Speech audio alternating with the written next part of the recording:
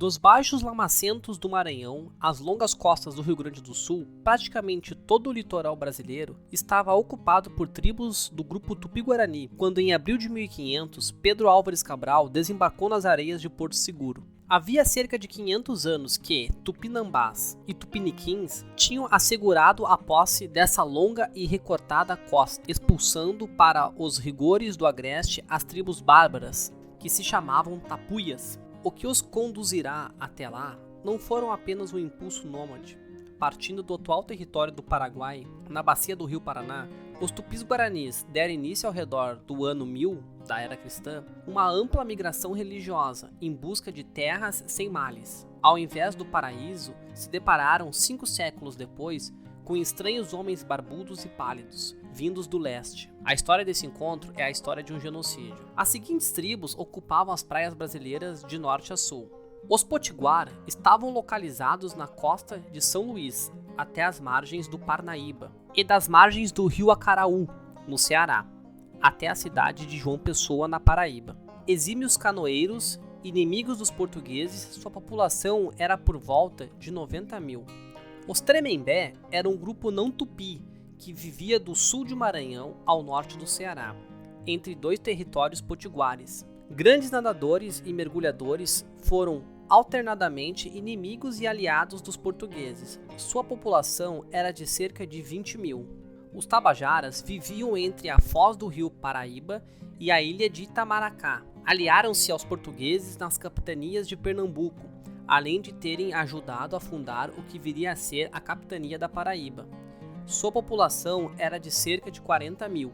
Os Caetés viviam desde a ilha de Itamaracá até as margens do rio São Francisco. Depois de comerem o bispo Sardinha, foram considerados inimigos da civilização. Em 1562, Mendes Sá determinou que fossem todos escravizados. Sua população era por volta de 75 mil.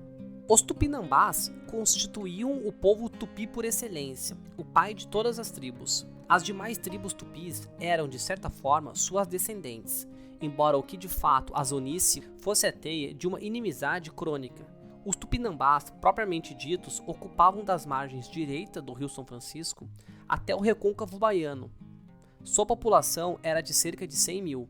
De todos os povos indígenas litorâneos, esse é o mais conhecido. Os Aimorés eram um grupo não tupi que viviam no sul da Bahia, ao norte do Espírito Santo.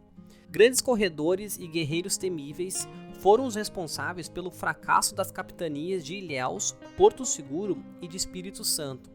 Só foram vencidos no início do século XX. Sua população era por volta de 30 mil.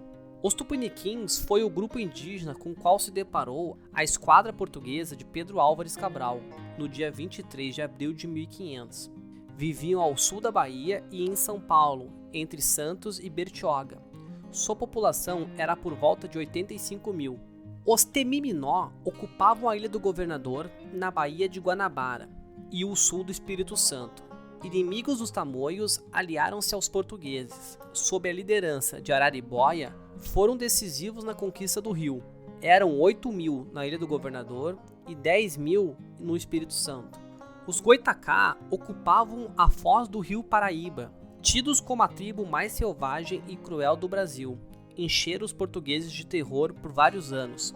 Eram grandes canibais e excelentes pescadores de tubarões. Sua população era por cerca de 12 mil. Os tamoios eram os verdadeiros senhores da Baía de Guanabara, aliados dos franceses e liderados pelos caciques Pinhambebe e Aimberê. Lutaram até o último homem.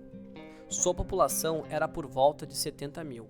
Os Carijós, sua tribo ia de Cananéia, em São Paulo, até a Lagoa dos Patos, no Rio Grande do Sul, vistos como a tribo mais pacífica da costa. Foram receptivos à catequese. Isso não impediu sua escravização em massa por parte dos colonos de São Vicente. Em 1554, participaram do ataque a São Paulo. Sua população era por volta dos 100 mil. Não se esqueça de deixar um like no vídeo e se inscrever no canal. Grande abraço a todos!